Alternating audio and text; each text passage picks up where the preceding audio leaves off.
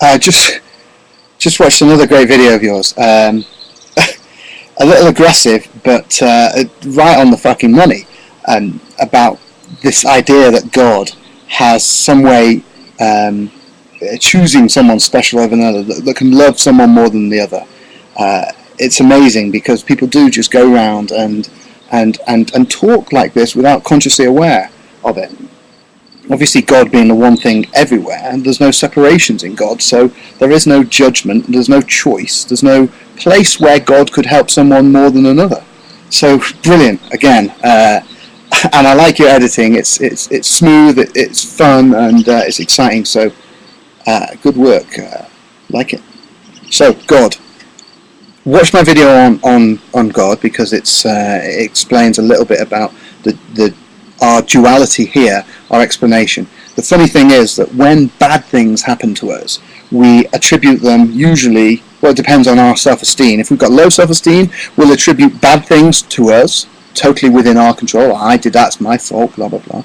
And good things, oh, it just happened to happen. The environment, it had nothing to do with me. It was just, God doing it. And if we've got really high self-esteem, we're the opposite.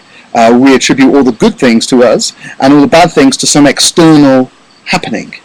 I think the truth is probably that we are the external happening of ourselves.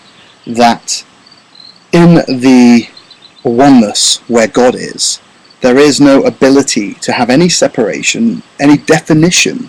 So in order to have a perspective on something, an opinion, you need to have a location to perceive that, to look at that. If you've no location, for example, if you see an object, if you see an object from all angles simultaneously, what shape is it? So if one man's freedom fighter is another man's terrorist, and you see both sides of that equally, like God does, because God is everywhere, then you are neither for nor against it.